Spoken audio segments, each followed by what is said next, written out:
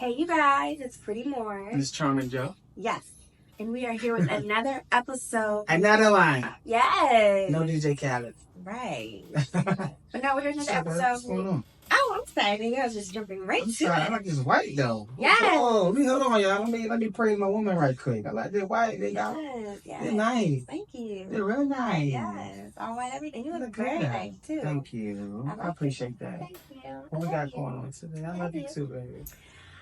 Today, well, first of all, for those of you who don't know, we are Evolution of Us. We are. DMV's newest podcaster. Absolutely. Yes, that stands for DC, Maryland, and Virginia. All the three. For those of you out of state. Trifecta. Who don't know. Yes, and we're always coming to you with relatable topics. Family, money, go watch that episode. Relationships. All types of goals, likes, dislikes. Yes, please comment, subscribe. Let us know how y'all feel about what we got going on so far. Mm-hmm. Any of these topics that touch home, that kind of put you guys or take you guys back, have a little nostalgia with, or what you're currently going through. Any of those things happen, let us know. Let us know how you guys have handled these situations that we talk about. And hopefully you guys can be picked to be on the show soon. Right. That's what we're looking forward to. Right. Right? We are. We want to expand. We want to expand and expound. Exactly. Cool. So definitely, y'all know what time it is, though. Take a shot. Take a shot if you what? Love me. Take a shot if I what? Love us. Huh? Love you so. Wait. What? No, you know what? The funny thing is, everything you just said is just all three of those are true. So I love you, I love myself, and I love us. Aww. We'll take a shot to all three of those. How about that? That works? Yes. All right. Let's put it in my cup. I need to test it. Thank you. Put it in this. What are we drinking today?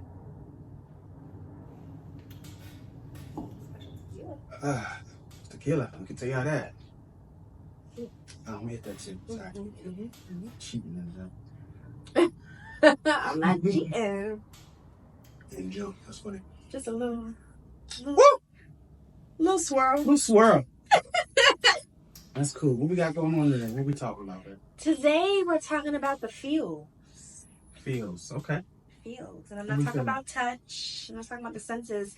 But the heart. Okay. The heart is sensitive. It is. Sometimes, people say mind over matter, but sometimes the heart takes over and it just you get emotional. Absolutely. So let me ask you though. It's funny you brought that up because dating, especially early on, sometimes your feelings are all over the place. Especially if you're coming from a previous relationship and you're freshly single. Mm-hmm. Oh, excuse me, I'm sorry. Mm-hmm. And you're trying to date, and you're trying to put yourself on the market. Mm-hmm. When do you know, like how soon from your last relationship would be considered a good time to start dating again? Ooh, that's a really good question. That is, you hit me with a heavy hitter. Heavy hitter, coming out the gate. Off the early. So, okay, going back to your heart, I feel like it's not a time period, really. I feel like you have to feel ready to date. Now, some people say... I'm sorry, yeah. Now, some people will say... No, but listen, some people will say, like, look, you need to give... It's also circumstantial, right? Because we've all seen and heard before, like, say a partner passes away. And then you start dating again instantly. And it's like, dang, you didn't even warn your partner. Right. So it's like, those kind of situations are a little bit finicky. But I feel like as far as just dating, you broke up with your partner, you were married before, whatever. Right. You don't know. There's no time period. You meet somebody. Right. You know what I'm saying? As long as you feel like you're ready. Because hurt people hurt people. That's my main thing with that. So if you're ready to, be prompt, be... what's the word that you tell me all the time? Be intentional. Intentional. As long as you're ready to be intentional, you're ready to date, you have a purpose. Mm-hmm. You're not out here trying to break someone's heart because your heart's broken. Like, if you're really trying to date, I don't think the time should really matter in between the span. I think you got to make sure that you're over it, you're ready, and you're not going to be another person. I'm glad you attacked it from that standpoint. and you kind of gave us a glimpse of a person who's hurt. I'm so giggly today, guys. I'm sorry. I'm so giggly.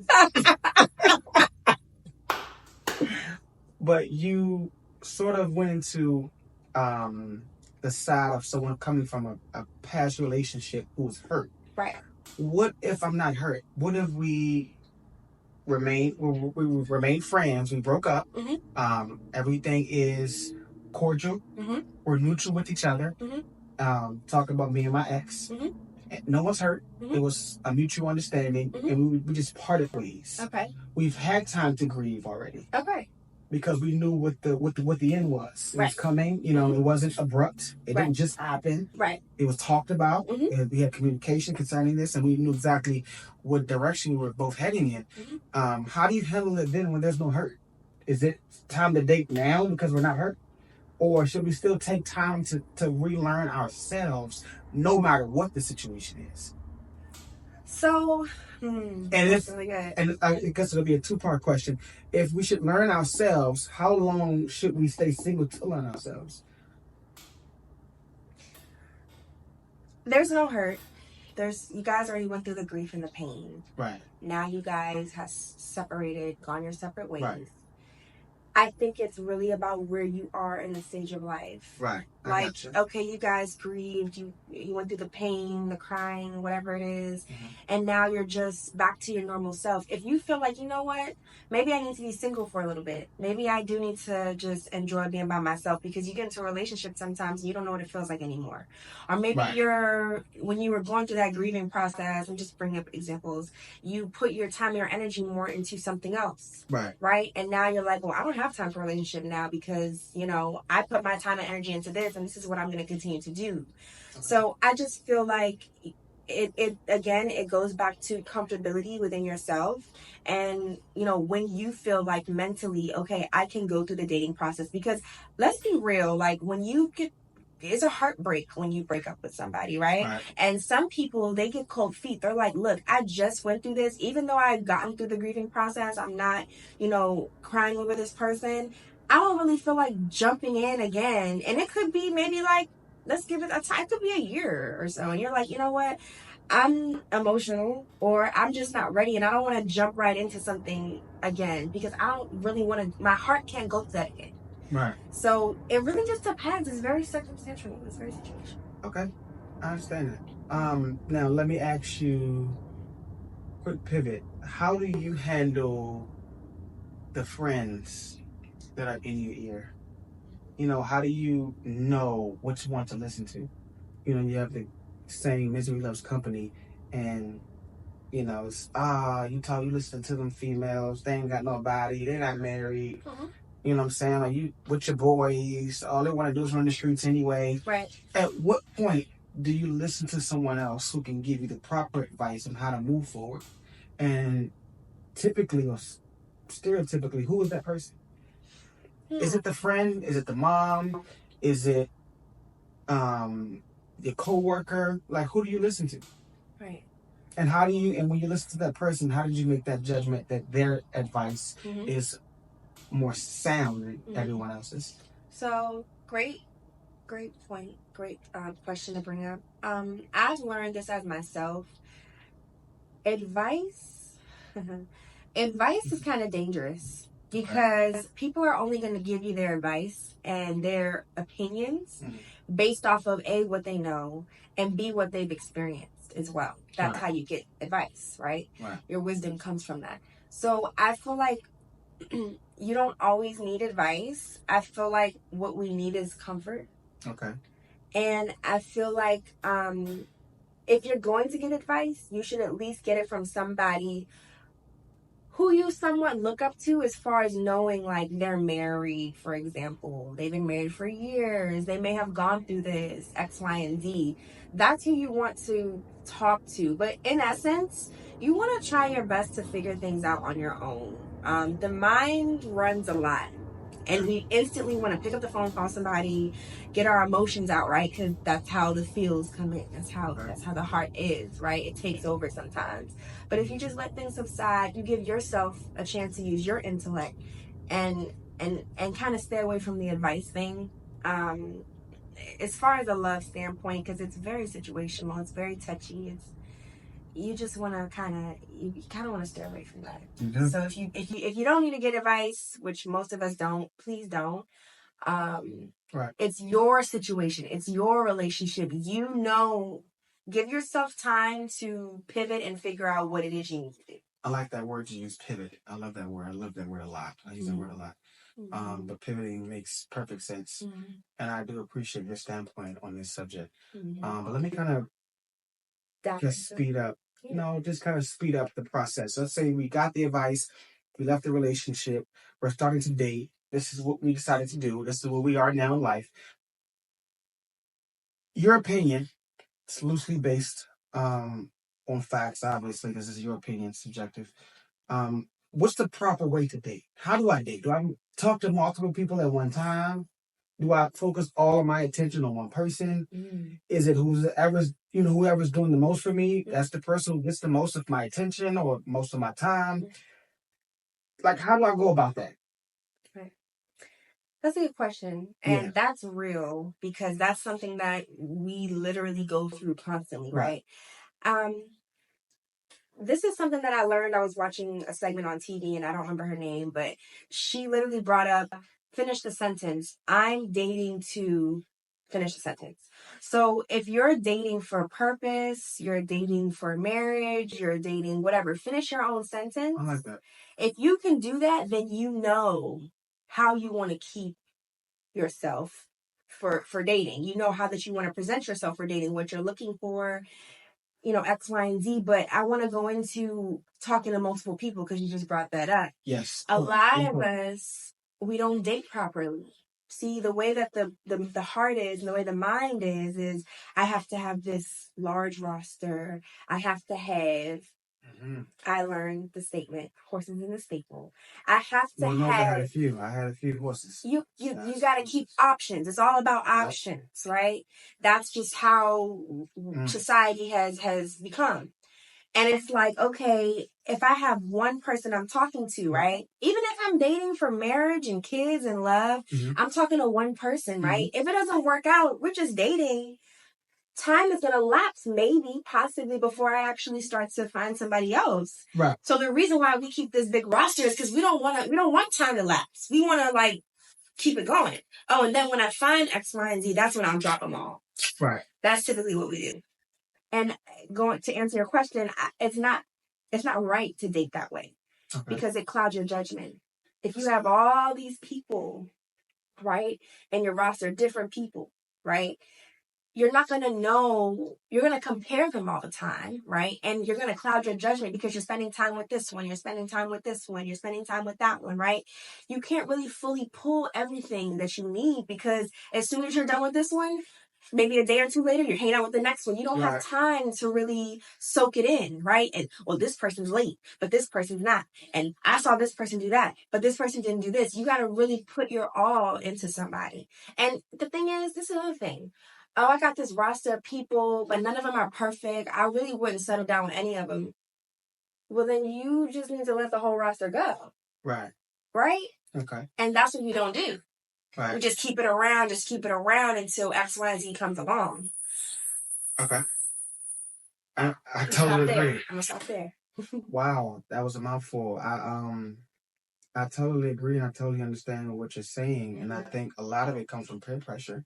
You know, we're kind of taught, hey, especially for us men, the more women we have, man, the more player we look like. Yep. And for a female, the more guys or gentlemen she has, paying her bills or who's attracted to her in a more physical sense, right, the more popular she is. Right. And those points it couldn't be the furthest from the truth.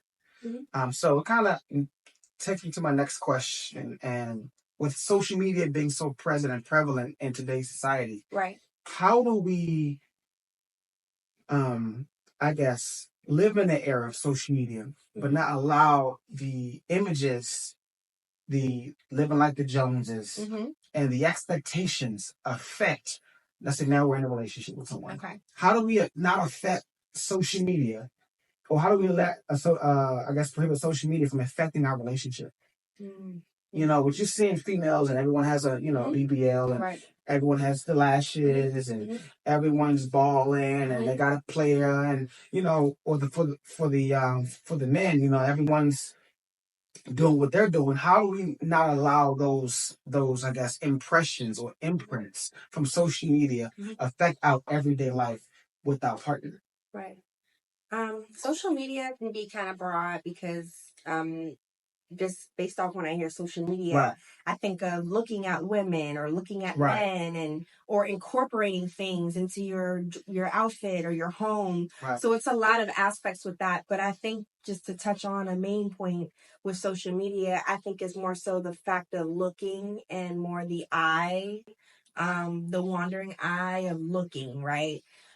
Which brings on temptation. Is it appropriate though? No, it's not. Okay.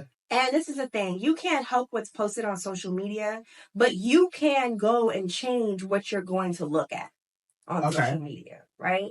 That's good. And I also want to throw this in because a lot of people, they need to really consider this.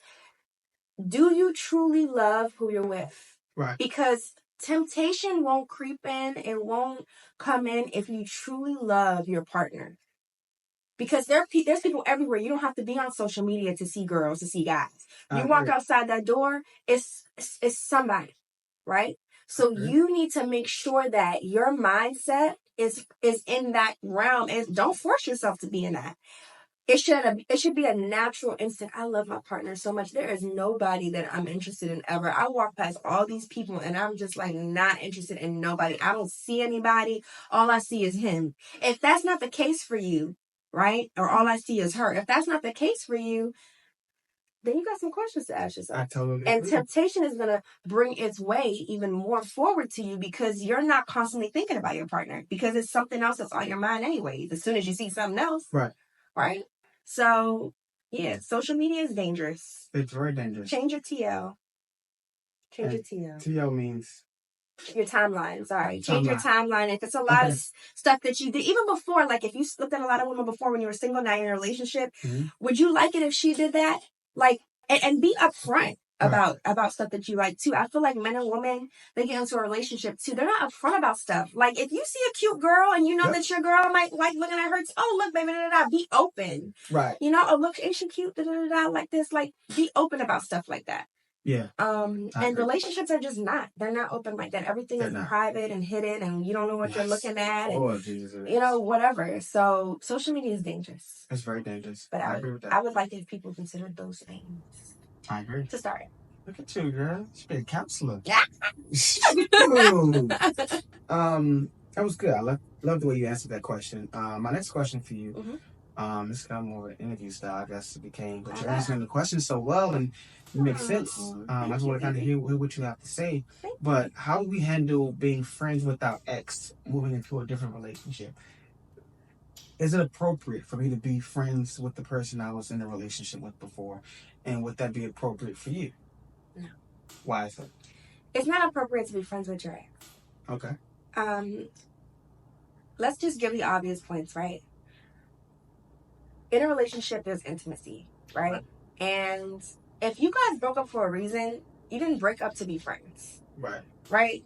Like, you don't have a car for years or have a car and then go sell the car and go to the owner and be like, hey, every once in a while, can I drive the car? No. Okay. You sold the car, it's gone. You broke up, it's gone. The car is gone. The girl is gone. The guy is gone. You don't need to go over and drive the car that you sold or whatever you got rid of every now and then because you want to whatever. There's no friendship. There's no need. The familiar, There's no need. You drove the car, you ate in it, you had the windows down, you had a good time party. The car's gone. Okay. She's gone. He's gone. Especially if you're in a new relationship, you definitely don't need to have a friendship with that person at all. Okay. It's totally inappropriate. It's disrespectful to your partner as well. It's just so many things I can go with this. But you always want your partner to feel safe. People can make people feel insecure, right? And you don't want your partner to ever have that in the back of their mind where he or she has to question, like, I know it's, a cordial friendship, X, Y, and Z, but because of what they had in the past, right. You don't ever want to ever feel like this could happen. And that's what could happen, right? You had the car before, right? If the owner lets you drive the car, what you gonna do? So that's what I'm saying. Like, leave the past in the past. Leave that alone. You don't need a friendship. Just leave that be. Leave it be. And that's what I'm gonna leave that with. And open up those can of worms. If you're currently in that situation, I really would evaluate and really, say to my partner, like, look, this is how I feel about X, Y, and Z. Right. I don't think it's appropriate. We need to come to a common ground with this because it's not appropriate for me. It's just not. And that's just my opinion. Some of the things on this podcast, I'm gonna have a hard answer with, and that's just me. That's how I feel. Wavering. Yeah. I feel this way. It's no changing my mind. Yeah, that's how I feel. This is how I feel. That's how I feel. And this is what it is. Right.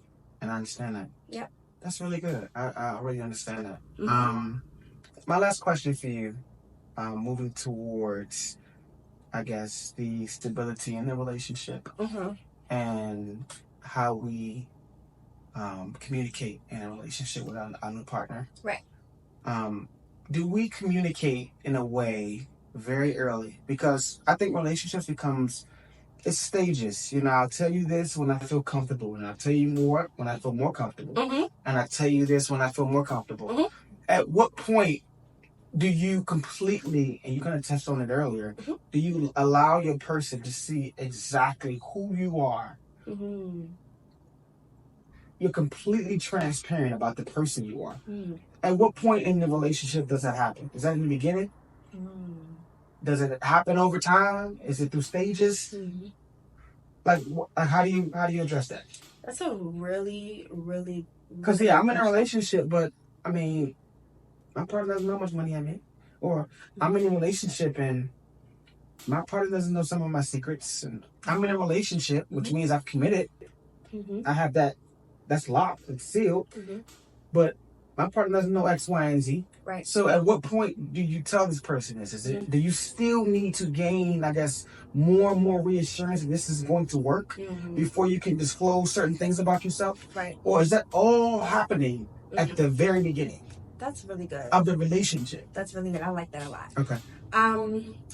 It needs to be, first of all, it needs to be disclosed in the beginning. Okay. Whoever you're talking to, and as you build with them and you get closer to them, you need to, in your mind, also be thinking like, you know what, I trust this person. I like this person. I've been talking to them for, X amount of time. At some point, obviously you're going to have to share things with each other, right? Right. So you want to be truthful and upfront. And that's with anything, just to go on this truth little wave right now. Even if it's like for a sexual reason or for whatever it is, you want to be truthful with the person up front, because if you're truthful with the person up front, then they're going to be truthful back with you. Right. So open that gate so that it can come from both sides, because sometimes you dish out a little bit and they dish out some, if not more.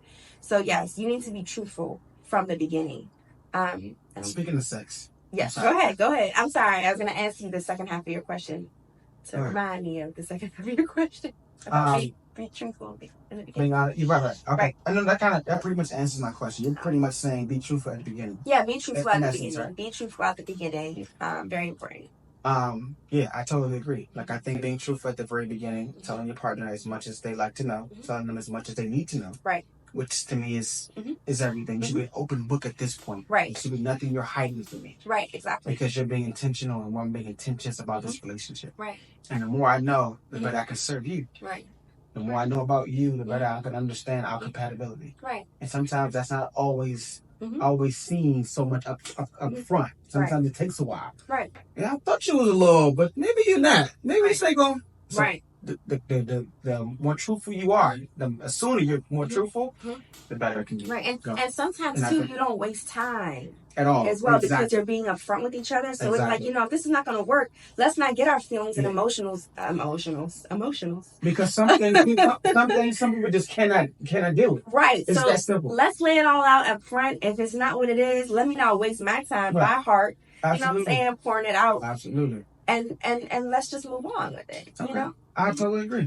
And there's a saying, where it says like, what's the saying where if you... Oh, no, you said it. If you're not looking, right, it comes to you. But I don't really believe it's like if you're not looking, it comes to you. I think it's more so when you change and shift your mindset, right? You run into the right people because of where you're looking, who you're surrounding yourself that with. Really I think it comes to you because your mindset has changed, right? So now it comes to you because of who you're talking with, who you're talking to. You're more aware, you're more self-conscious. That's why it comes to you. Right. That's why I think it comes to you. So just had to put that in.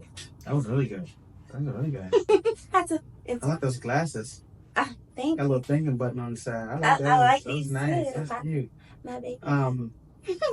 I know I said that was the last question, but you brought up sex. Yes. Which prompted me to think about something else. How soon is too soon to have sex in a new relationship? What a question. How soon should I wait? I think Steve Harvey said 90 days. 90 days? Yeah. Look at you, 90 days. You got 9 hours before I figure it out. What a question.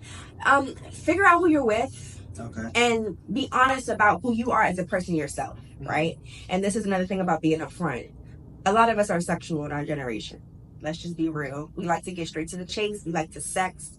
We like to just phone sex. We like to do all that type of stuff. If you're the type of person where you like to dive in early with somebody because you get emotional fast, you get attached fast, you like this person, X, Y, and Z, that's fine. But just know that the reality and the fact is, if you're dating for marriage and you're having sex with somebody very early on like that, it's really not giving marriage. In a man's mind, see, men, and you showed me this post the other day, men are not thinking by emotions and feelings. They're going by facts. Right. The fact is, you had sex with me in X amount of days. Right. This is how I'm going with this in reality. Right. I'm not going based on, oh, it felt so great. She's this, she's that. No, the fact is, and that's how men think. Yes. So you just got to keep that in mind when you're opening yourself up that way. Literally.